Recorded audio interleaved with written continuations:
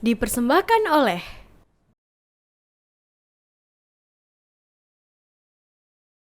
Assalamualaikum warahmatullahi wabarakatuh, pemirsa TVmu dimanapun Anda berada. Senang sekali karena kali ini program podcast TV Show bisa kembali hadir menemani Anda semuanya bersama dengan saya Vini Auliani. Nah, kali ini kita akan membahas mengenai prospek dan juga profesi dari teknologi pendidikan bersama dengan Kaprodi dari Magister Teknologi Pendidikan Universitas Muhammadiyah Jakarta, yaitu sudah ada Bapak Dr. Ahmad Suryadi, MPD. Assalamualaikum Pak Dokter. Waalaikumsalam warahmatullahi wabarakatuh. Terima kasih nih sudah diundang di TV-mu. Iya Bapak, terima kasih juga sudah berkenan hadir, juga Sama-sama. menyapa, dan nanti kita akan berbincang-bincang nih Pak tentang Siap. teknologi pendidikan. Ini ngomong-ngomong sehat ya Pak ya? Alhamdulillah sehat. Alhamdulillah. Meskipun suasana mendung Mendung ya, hujan Pak. terus nih di akhir tahun ya. Iya Terima kita. kasih. Ya baik. Nah Pak, ini teknologi pendidikan ini tampaknya menjadi sesuatu yang seksi gitu ya Pak ya. Saat ini nih sedang booming-boomingnya gitu. Betul. Karena semenjak adanya pandemi ini justru adalah perkembangan yang bagus di bidang teknologi dan pendidikan gitu. Dan terutama untuk orang-orang, mungkin ini juga teman-teman adik-adik yang tertarik di bidang pendidikan. Ya. Biasanya kita kan kalau tertarik di bidang mau melanjutkan kuliah di bidang pendidikan, ini identiknya dengan nanti menjadi guru. Tapi Ya. sekarang seiring berkembangnya teknologi, sepertinya ada banyak profesi juga yang Siap. bisa dihasilkan dari ilmu pengetahuan ini gitu. Nah, Ya.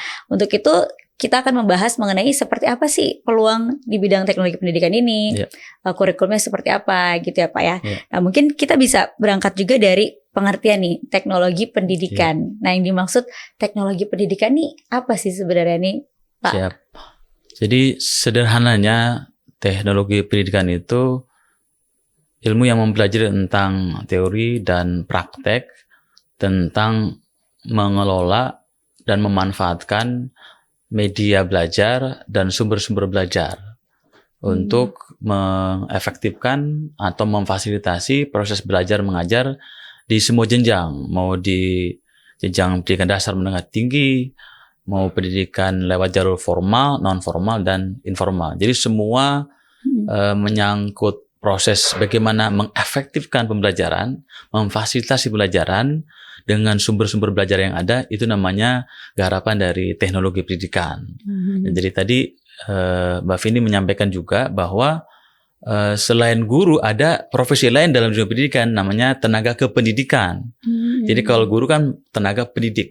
Tenaga Ya, pendidik. yang lain ada laboran, ada namanya pengembang teknologi pembelajaran, ada bagian-bagian dari pegawai yang lain yang tidak mengajar namanya pendidik, dan itu tenaga kependidikan. Tenaga kependidikan. Disebut dengan tenaga pendidik. Nah, salah satu profesi yang bisa diikuti, bisa dijadikan karir ke depan adalah profesi teknologi pendidikan sebagai tenaga kependidikan. Gitu. Baik, Ya. profesi tenaga kependidikan. Ya. Nah itu berarti ruang lingkupnya seperti apa aja tuh Pak? Kan tadi kalau guru misalnya tenaga pendidik, Ya. ini tenaga kependidikan. Ya. Berarti yang menunjang proses belajar Pembelajaran. itu. Nah itu mungkin kita kan masih belum kebayang nih Ya. seperti apa nih contohnya gitu. Apakah Ya. jadi misalnya menyediakan menyediakan konten Ya. atau aplikasi ataupun mungkin ada softwarenya yang menunjang atau gimana tuh? Iya. Jadi prinsip dari teknologi pendidikan itu adalah memfasilitasi pembelajaran dan meningkatkan kinerja. Ya, dua itu sebenarnya prinsipnya. Dengan memanfaatkan sumber daya dan teknologi gitu ya. Nah, apa yang dilakukan oleh ahli-ahli teknologi pendidikan itu ya mengembangkan, mendesain dulu. Pertama mendesain ya, merancang, lalu mengembangkan, mendevelop, lalu dia menggunakan, mengelola sampai mengevaluasi. Jadi ada 5 kawasan teknologi pendidikan yang intinya dia melahirkan 2 hal saja sebenarnya secara umum ya. Yang pertama itu desain pendidikan dan pembelajaran termasuk juga pelatihan. Jadi kursus-kursus, diklat-diklat di pemerintahan maupun di swasta itu ada desainnya, ada rancangan pembelajarannya, rancangan pelatihannya.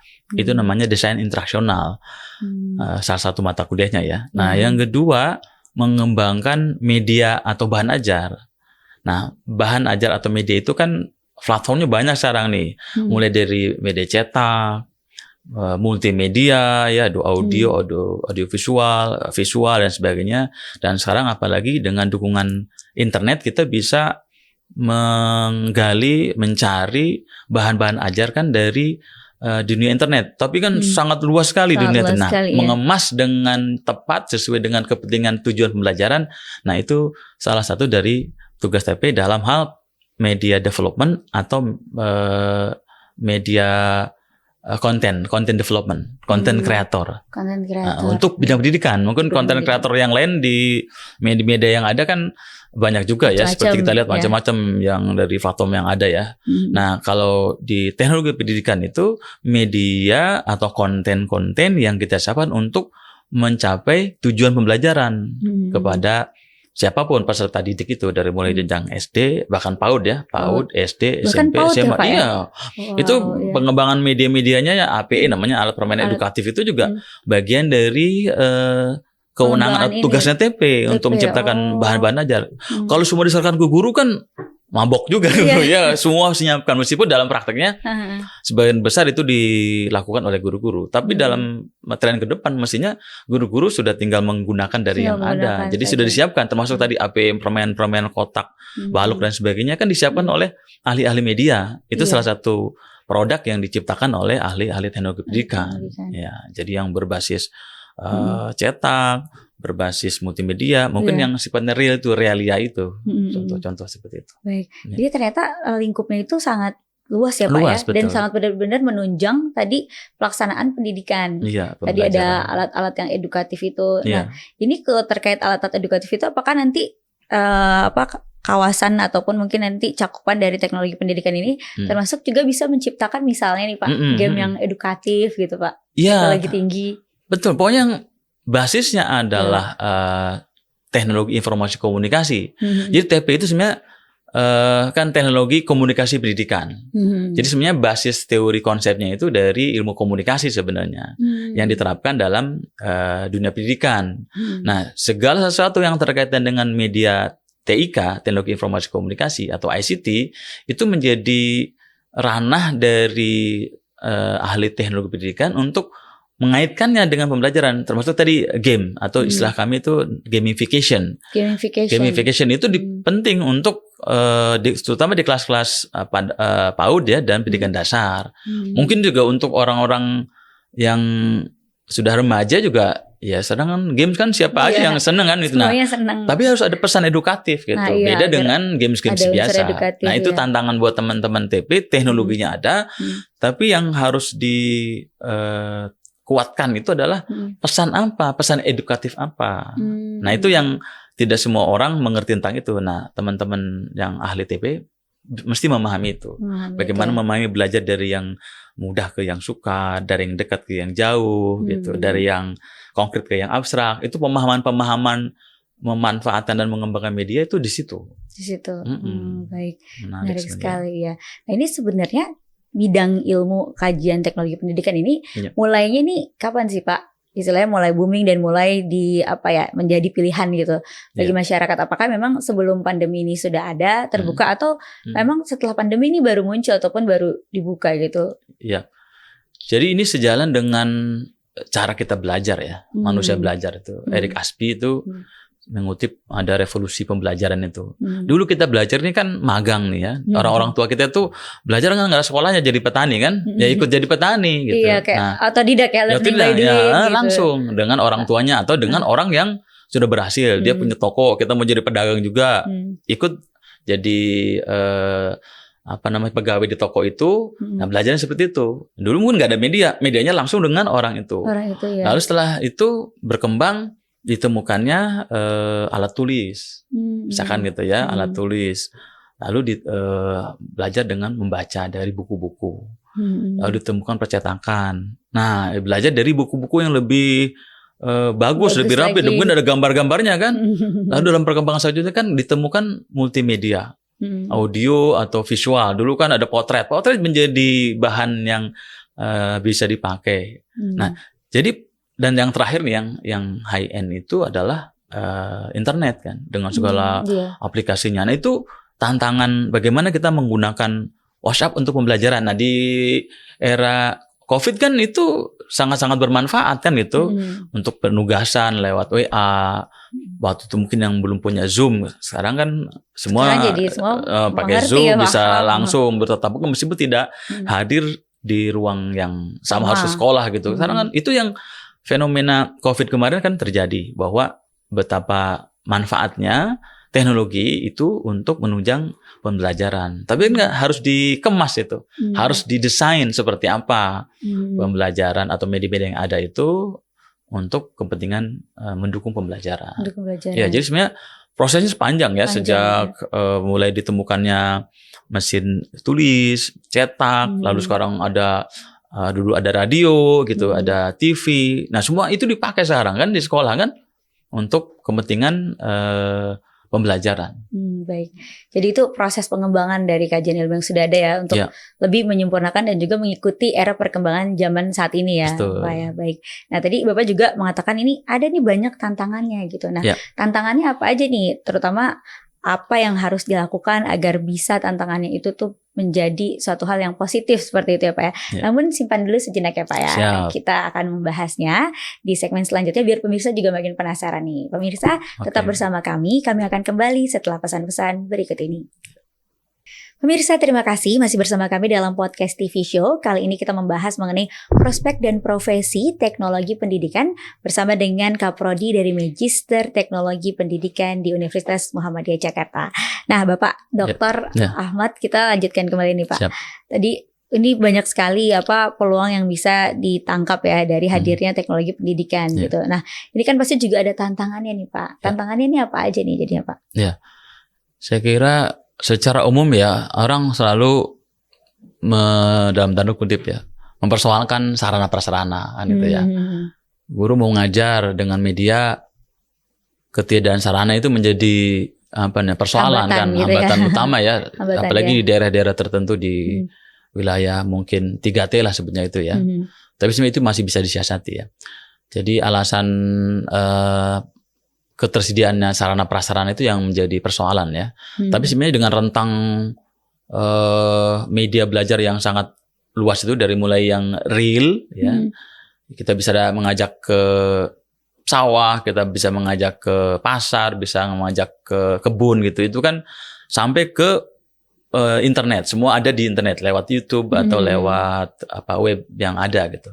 Nah, itu tidak akan jalan kalau sporting sarana prasarananya kan tidak tersedia. Tidak ada, misalkan ini kan kemarin kan di era waktu kita terkena COVID itu kan ada anggaran yang disediakan oleh pemerintah hampir sekitar 5-7 triliun itu untuk mensupport pembiayaan akses terhadap internet. Iya, itu kan guru seperti diberi kuota untuk internet ya Pak. Iya, waktu itu pemerintah dalam Kementerian Pendidikan dan Kebudayaan pernah mengalokasikan itu untuk tadi terjadi pembelajaran. Artinya menunjang ya. Ya kan kalau tidak ada internet kan guru-guru susah. Nah, tapi dengan support itu, ini kan terjadi. Artinya kan sebenarnya hambatan lain adalah political will. Mau nggak kita mengembangkan sistem pembelajaran yang berbasis kepada teknologi informasi dan komunikasi gitu. Selama ini memang yang paling gampang kan guru datang ke kelas lalu ngajar dengan ceramah saja kan itu. Padahal banyak yang bisa dimanfaatkan dan itu memudahkan dia mestinya kan, karena tidak harus terus menjelaskan di depan kelas. Anak diminta lihat di buku, anak bisa lihat nonton misalkan video ya, lewat mungkin HP-nya atau lewat TV dan sebagainya. Nah, itu persoalan-persoalan yang kedua saya kira persoalan political will. Jadi sarana-prasarana bisa difasilitasi lah. Ya, beli alat memang mahal di awal, tapi kan selanjutnya sangat bermanfaat dan bisa 5 tahun sampai 10 tahun mungkin masih bisa digunakan ya.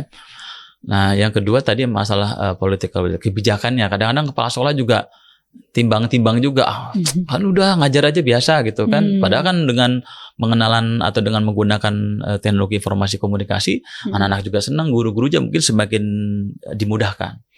Jadi tidak perlu harus menjelaskan langsung, tapi lewat melihat video. Yang ketiga memang soal kapasitas ya, kemampuan.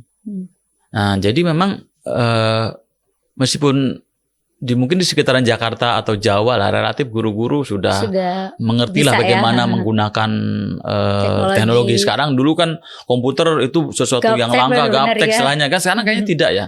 Kelompok-kelompok masyarakat tertentu saja yang mungkin tidak, ini sekarang sudah pakai HP, sudah pakai Android semua kan. Orang tua pun sekarang sudah melek teknologi. Saya kira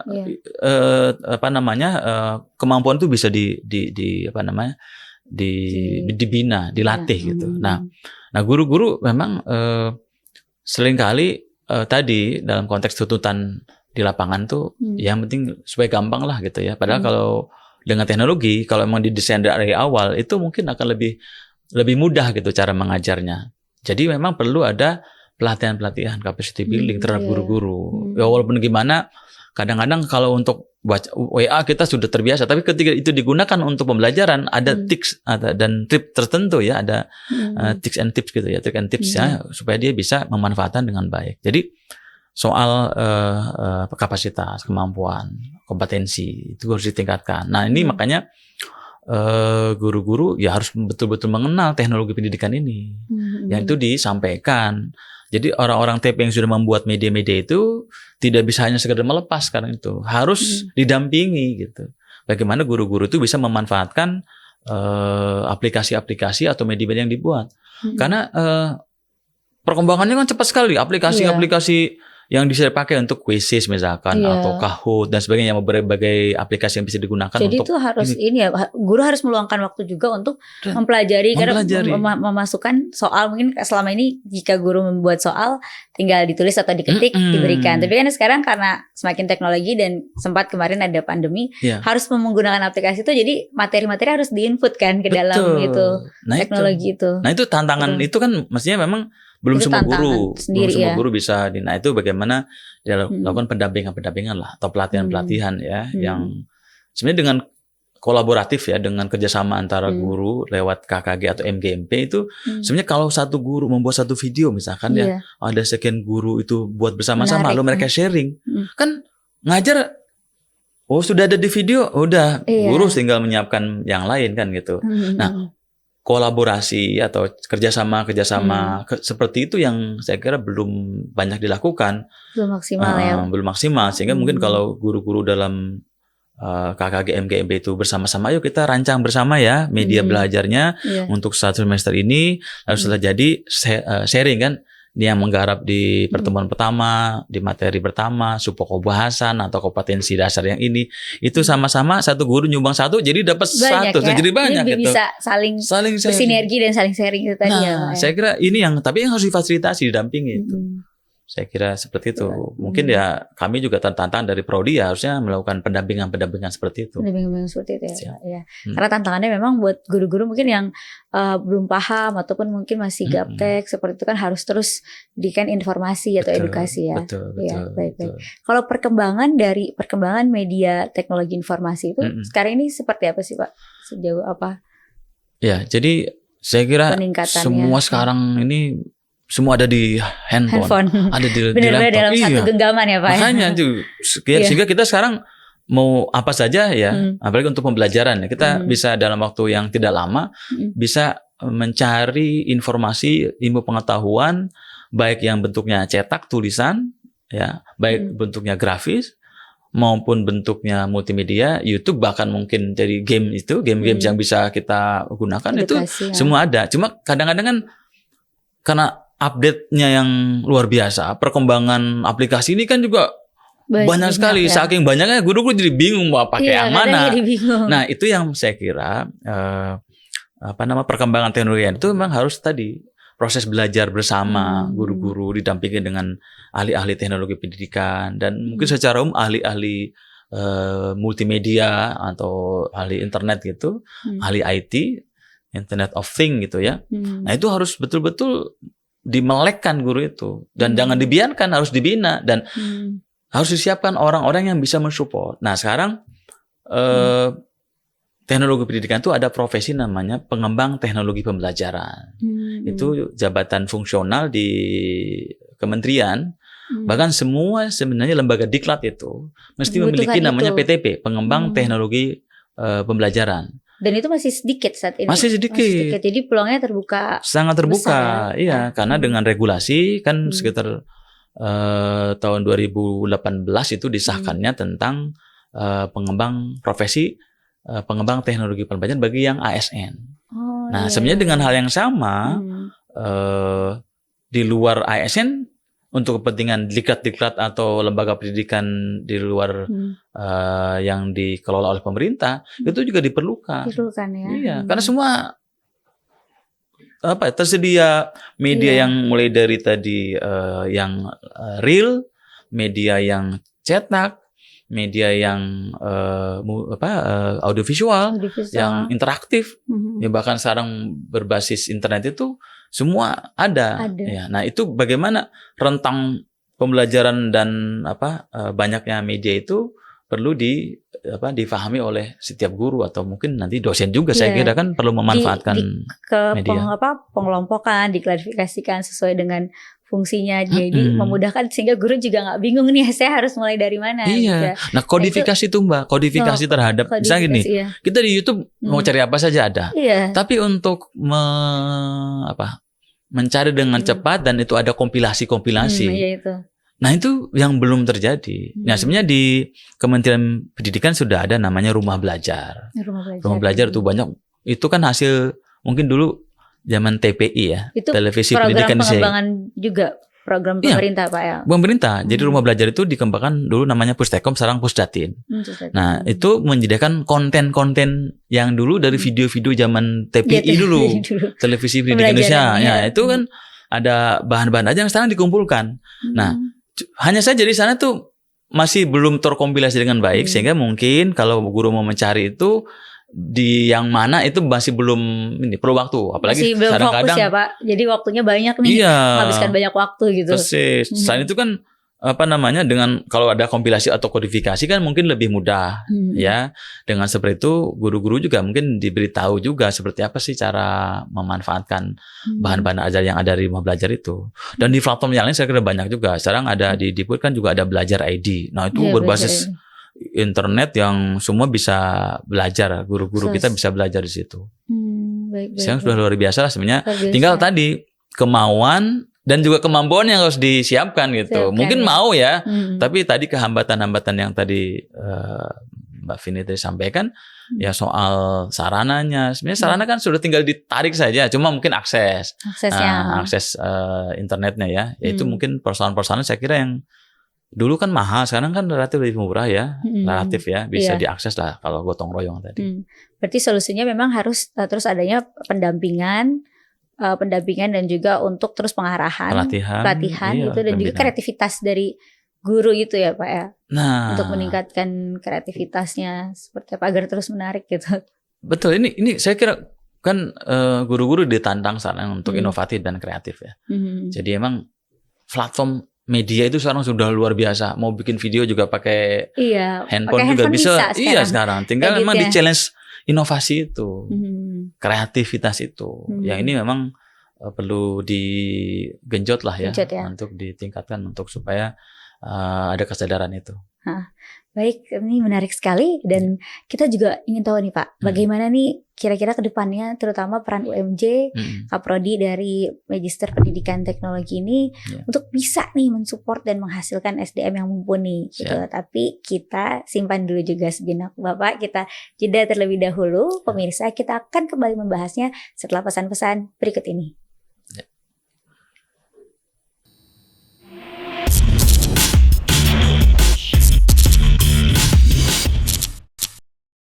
Ya pemirsa, terima kasih masih bersama kami dalam podcast TV Show.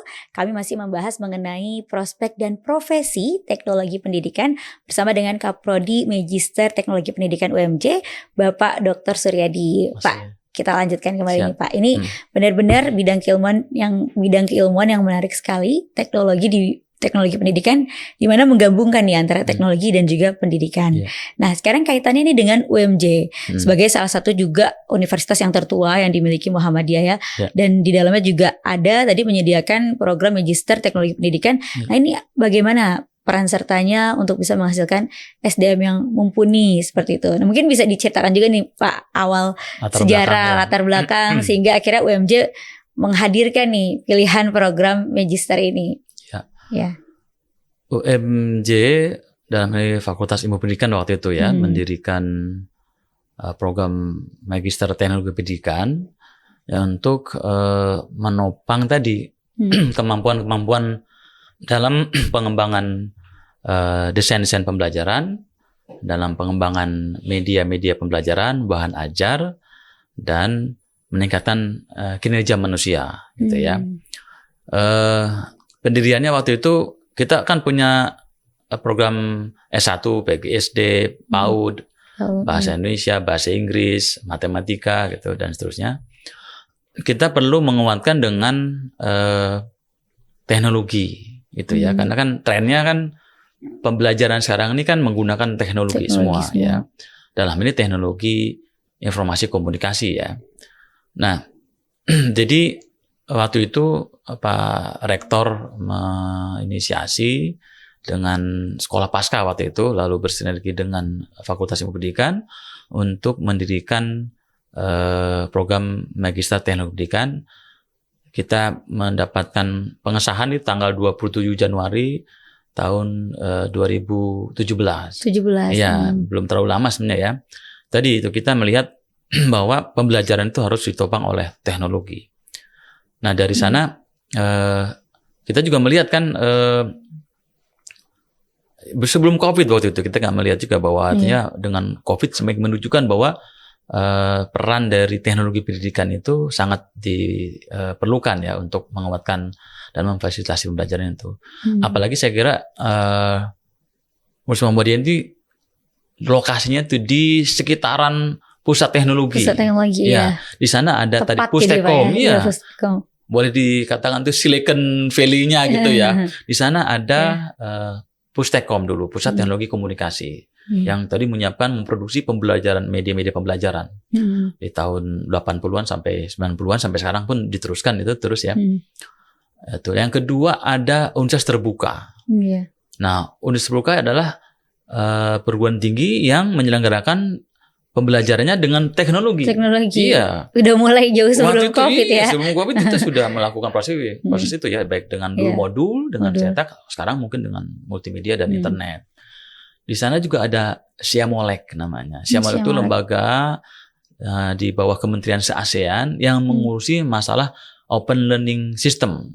Jadi pendidikan terbuka ya untuk se-Asia Tenggara. Se-Asia Tenggara. Iya, melatih juga guru-guru untuk menggunakan media-media seperti ini. Kami sudah bekerja sama juga dengan Siamolek itu. Nah, dengan Pustekom juga sudah beberapa kali kita koordinasi ya. Nah, jadi itu di tengah lingkungan yang sangat mendukung. Nah, oleh karena itu kami berharap ke depan UMJ Magister Teknologi Pendidikan ini bisa menyiapkan tenaga-tenaga yang nanti bisa mensuplai itu. Kan dekat tuh ya, secara lingkungan juga dekat. Jadi itu secara internal kita juga ingin mendukung proses-proses pembelajaran di sekolah-sekolah Muhammadiyah yang ada kan termasuk di kampus-kampus Muhammadiyah ya. Sebenarnya kita berharap bisa mengembangkan sistem pembelajaran berbasis konektivisme. Jadi sekarang ini kan ada paradigma bahwa pembelajaran itu ditentukan oleh konektivisme, oleh kesambungan terkoneksinya antara peserta didik dengan guru. Tidak harus di satu ruangan kan gitu. Ya, tren-tren ini yang saya kira mestinya didukung dan dikembangkan oleh Muhammadiyah. Nah, apalagi tadi saya melihat sebenarnya KKGM GMP itu perlu bekerjasama dan perlu tadi didukung mungkin untuk bekerjasama membuat bahan-bahan ajar yang sudah selama ini mungkin hanya ya cetak yang optimal atau gitu, yang masih konvensional kita dukung untuk seperti itu. Dan kita juga sebenarnya ingin menjadi ada unit-unit usaha yang dikaitkan dengan pengembangan media ini. Ini peluangnya juga mudah-mudahan karena kan semua perlu itu ya. Tentu dengan dukungan semua pihak kita bisa menciptakan media pembelajaran yang untuk kepentingan internal saja di sekolah Muhammadiyah bekerjasama dengan KKGM GMP mungkin akan membantu pembelajaran saya kira. Baik, jadi lumayan ini dibangun ataupun hadir tahun 2017, tapi ini sudah banyak juga menjalin kerjasama dengan lembaga-lembaga terkait dan lokasinya juga strategis ya Pak ya. Betul, kawasan yang luar biasa itu. Nah ini terkait dengan Magister Pendidikan Teknologi Pendidikan ini bisa diikuti dari linear bidang studi apa aja Pak? Maksudnya dari background bidang ilmu pengetahuan ataupun program studi apa aja sebelumnya gitu Pak. Ya sebenarnya teknologi pendidikan ini kan ilmu terapan ya. Ya gabungan dari tadi bisa dari teman-teman teknologi informasi, teman-teman ilmu komputer kan. IT berarti ya, bisa dari IT, teknologi informasi. Apalagi kalau background IT-nya kuat ya, sekarang lebih tinggal menguatkan lagi ya Pak. Saja untuk kepentingan pendidikan kan, untuk dikaitkan dengan pendidikan. Yang kedua dari sarjana pendidikan apapun, ya sebenarnya karena kan sekarang semua berbasis teknologi kan gitu ya. Baik itu untuk kepentingan pembelajaran, jangan lupa juga mungkin untuk kepentingan administrasi. Jadi aplikasi-aplikasi administrasi sekolah itu kan sebenarnya bisa dibuatkan juga oleh ini. Karena yang mengerti tentang bisnis prosesnya pendidikan kan mestinya teman-teman TP ini. Tapi yang punya background dari manajemen pendidikan itu bisa juga. Ya terutama untuk guru-guru karena sebenarnya gini. Guru-guru ini meningkatan solusi tadi sekali ya untuk pembelajaran ya. Kalau saya kira untuk guru-guru bidang studi kan dia secara umum sudah menguasai keilmuannya ya, tinggal dikuatkan dengan dukungan teknologi. Ya sebenarnya terbuka ya, bahkan untuk non kependidikan pun mungkin, yang teman-teman dari komunikasi, yang dari IT itu bisa masuk gitu. Tapi kontennya untuk pendidikan. Ini masih jarang nih konten kreator untuk pendidikan ya, Pak, ya. Saya sempat ada mahasiswa kami yang tesisnya tentang kurasi konten pendidikan. Itu jarang sekali mengkurasi. Sebenarnya ini konten-konten yang ada di YouTube atau yang ada di media-media yang lain. Pembelajaran ya. Itu bisa dikurasi dulu. Ini boleh digunakan atau tidak. Termasuk kayak dari pemerintah mungkin kan pernah juga mensupport media-media pembelajaran dari pemerintah ataupun non pemerintah gitu. Itu pasti banyak peluangnya untuk bisa dikembangkan ya, untuk dimanfaatkan dan itu saya kira perlu dukungan dari ahli-ahli lulusan. Mudah-mudahan lulusan kita memang bisa menjadi para pengembang desain-desain pembelajaran dan perangkat pembelajarannya ya dalam memfasilitasi pembelajaran yang efektif dan efisien dengan basis konektivisme itu. Ya, bisa bersaing secara global nantinya kan untuk menciptakan media-media pembelajaran yang bisa digunakan di lembaga-lembaga pendidikan lain. Misalkan dalam konteks keagamaan sebenarnya kita bisa menciptakan media-media pembelajaran yang bisa dipakai juga di negara-negara lain kan. Iya. Misalnya seperti itu. Peluangnya saya kira masih terbuka. Sangat terbuka ya. Baik. Itu dia tadi. Lalu kalau untuk kurikulumnya nih Pak, kurikulumnya seperti apa yang diterapkan dan juga mungkin bisa diinformasikan juga kira-kira apa yang dipelajari apa saja. Misalnya di semester pertama kira-kira mempelajari tentang topik atau mata kuliah apa saja dan semester selanjutnya juga seperti itu. Kita ada 48 SKS ya. Kita ada 3 semester kuliah aktif ya dengan Pak? Aktif betul. Lalu setelah itu menulis tesis ya. Di semester 4 mungkin bisa langsung menulis tesis dan kalau rajin dan cermat dan bisa cepat bisa selesai dalam waktu 2 tahun ya. Nah, jadi kita belajar pertama di dasar-dasar ilmu pendidikan ya. Ya, tentang konsep pendidikan secara keseluruhan. Kita belajar psikologi pendidikan. Kita termasuk juga belajar kurikulum secara umum ya, termasuk tentang mata kuliah tentang TIK dalam pendidikan. Itu yang menjadi basis untuk pengetahuan dasarnya. Nah setelah itu baru kepada pengembangan bidang medianya. Misalkan kita bagaimana mengembangkan media cetak, dengan media video, bahkan mungkin tadi LMS, Learning Management System, itu juga satu ranah yang harus diinikan. Lalu kita juga menerapkan prinsip-prinsip pembelajaran jarak jauh tadi, bagaimana dimanfaatkan oleh pembelajaran di universitas misalkan ya dengan blended learning sekarang ini atau distant learning Nah, itu kita belajar juga di situ.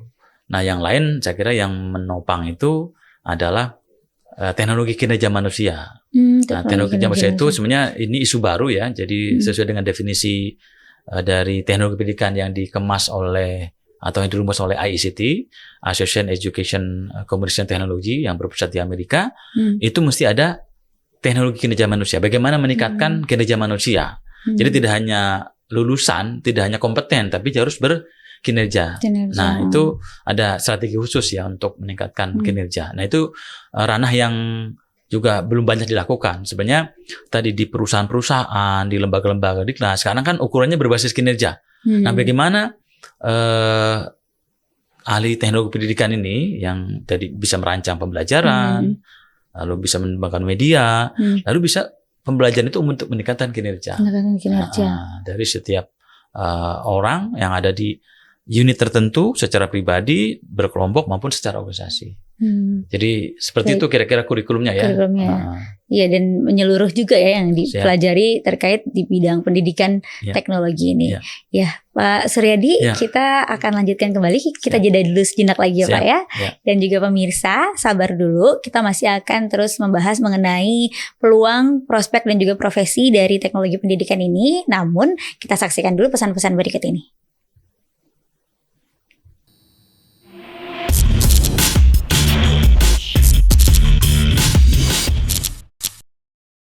Pemirsa, kembali lagi dalam podcast TV Show. Kita membahas mengenai prospek dan profesi teknologi pendidikan bersama dengan Bapak Dr. Suryadi.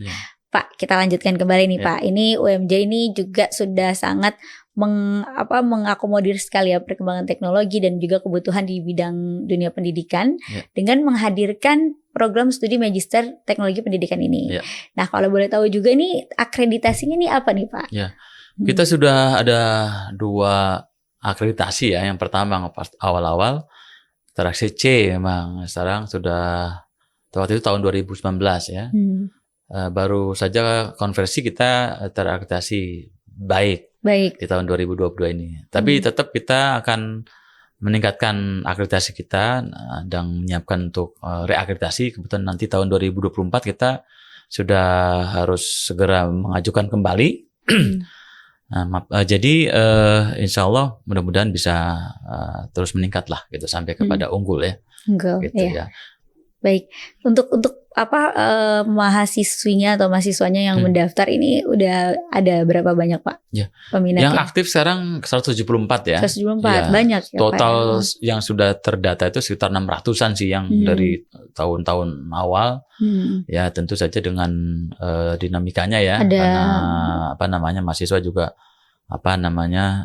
ada yang sekarang ini kan dengan sistem yang relatif agak ketat nih waktu kuliahnya ini kan sehingga memang ada regresi ulang, ada pemutihan dan sebagainya gitu ya.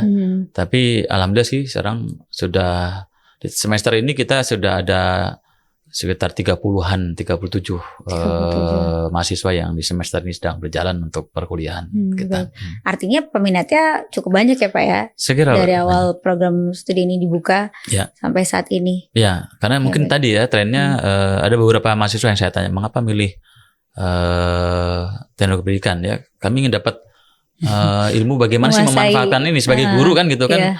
Mungkin kalau terutama yang di jurusan PGIC misalkan mereka sudah mengerti semua substansinya tapi memperkaya untuk mengaplikasikannya gitu. Teknologi itu masih kurang. Nah, mereka yang mendapatkan itu. Ada juga sih yang dari profesi tadi PTP ya, pengembang teknologi pembelajaran di sekitar kami ya kan ada tadi dari Pusdatin atau Pustekom dulu, ada dari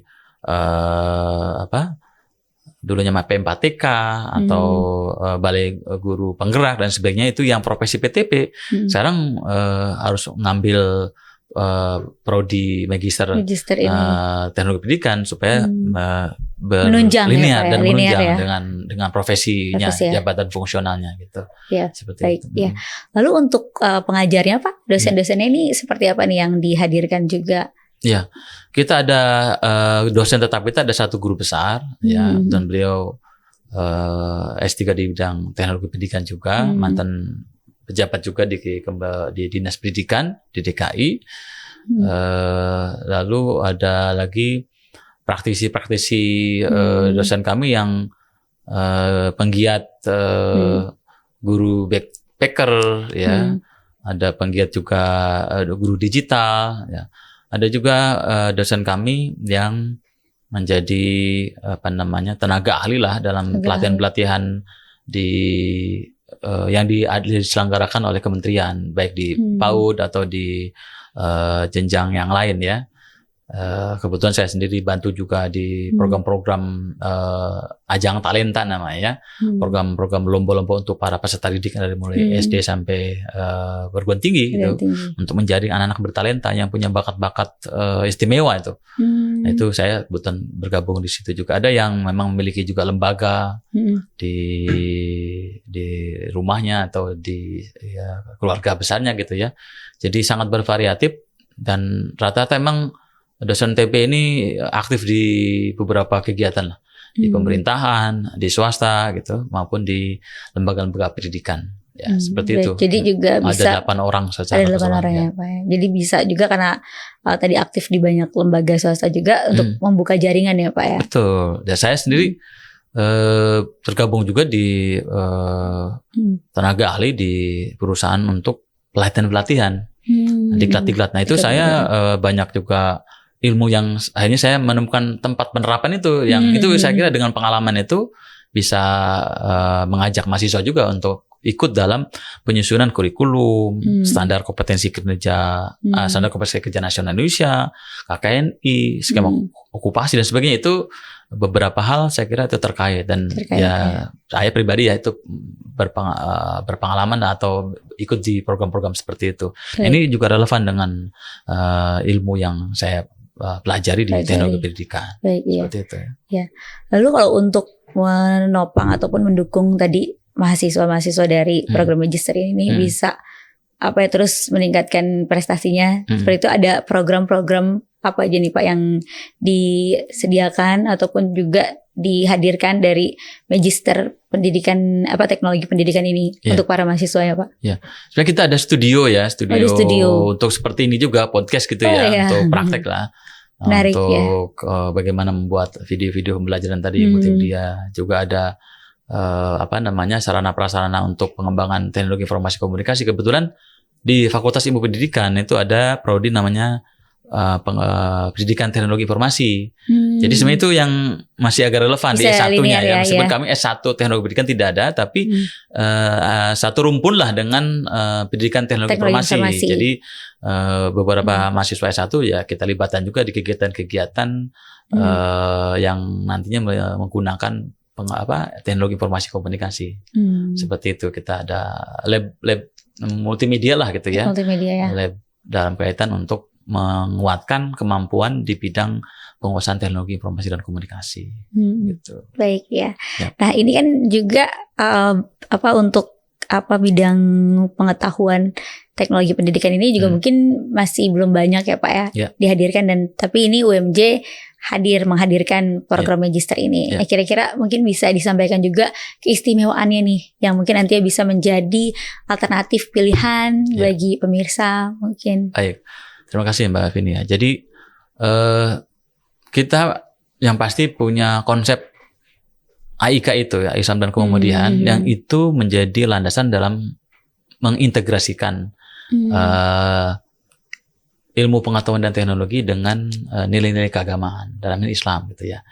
Sehingga mungkin dalam pengembangan media-media belajarnya itu mesti ada muatan-muatan yang misi dakwahnya lah begitu, sehingga baik langsung maupun tidak langsung dalam media-medianya. Mungkin sebenarnya kami punya keinginan untuk bagaimana membuat media-media belajar yang berbasis integrasi.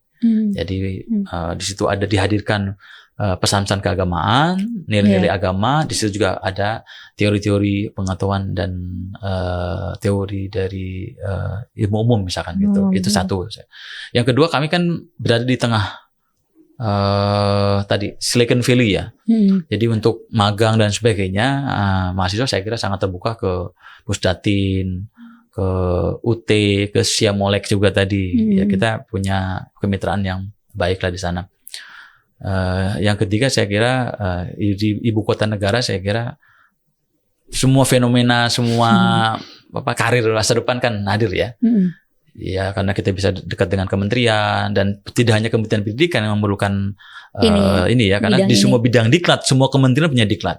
Berarti bisa masuk ke semua kementerian. Semua kementerian yang ada diklatnya. Ada diklatnya untuk bidang beberapa diklatnya. Teman juga ada dari kementerian lain yang ikut menjadi mahasiswa yang ingin mengawal bagaimana pemanfaatan teknologi informasi untuk pendidikan dan pelatihan atau kursus gitu. Apalagi sekarang kan trennya seperti itu ya. Pembelajaran online, kursus-kursus online kan sangat banyak kan di sektor swasta juga. Saya kira di Jakarta sangat bertabur, banyak sekali. Jadi kesempatannya untuk mahasiswa yang nanti bergabung dengan program studi Magister Teknologi Pendidikan ini peluangnya di kampus mungkin ya itu yang bisa kami sajikan. Tapi di luar kampus dengan metropolitan yang luar biasa, peluang mungkin bekerja juga. Kan ilmu dasarnya sama seperti teman-teman juga di broadcasting ya, bisa juga masuk ke situ kan, dasar-dasar pengetahuan ilmu komunikasi broadcastingnya juga ada, saya kira mungkin itu. Ya, baik Pak Suryadi, ini mungkin bisa diberikan pesan-pesan juga nih untuk pemirsa terkait tentang prospek dan profesi teknologi pendidikan ini seperti apa mungkin yang perlu diperhatikan ataupun juga peluangnya yang bisa ini dimanfaatkan. Siap. Ya, jadi para pemirsa sekalian, kami mengajak ya semua pemirsa, semua generasi muda yang ingin berkecimpung di dunia teknologi pendidikan, tantangkan pendidikan itu sekarang ada di teknologi gitu ya. Karena konten sudah banyak di mana-mana, tapi bagaimana mengharmonisasi, bagaimana mengaitkan, bagaimana mengkonekkan konektivisme dari proses pendidikan dengan proses teknologi itu sendiri. Sekarang namanya ada TPEC, teknologi, pedagogi, content knowledge. Itu diterapkan dalam proses-proses pembelajaran, bagaimana menggabungkan aspek-aspek psikologis, aspek-aspek teknologi, dan content knowledge-nya. Dan itu saya kira tantangan buat teman-teman yang nanti, buat Bapak Ibu mungkin yang ingin meningkatkan karirnya di bidang teknologi pendidikan. Saya mengajak, mari menjadi bagian dari solusi pendidikan melalui teknologi informasi dan komunikasi di bidang pendidikan. Baik, terima kasih. Sekali lagi Bapak mungkin bisa juga untuk menginformasikan ataupun mengajak nih pemirsa ataupun adik-adik ataupun anggota keluarganya yang ingin juga menjadi bagian dari teknologi pendidikan namun kan masih ragu-ragu nih. Mungkin Bapak bisa menginformasikan juga keunggulan dari teknologi pendidikan yang ada di UMJ. Silakan. Ya. Jadi saya kira Bapak Ibu semua yang punya anak-anak atau remaja atau lulusan dari sarjana yang ingin meningkatkan pengetahuannya, kami undang untuk menjadi bagian dari kerja-kerja kreatif ya, kerja-kerja inovatif di Magister Teknologi Pendidikan yang tadi kita ingin menjadi bagian dari proses mensinergikan, mengintegrasikan antara ilmu pengetahuan secara umum dengan nilai-nilai agama.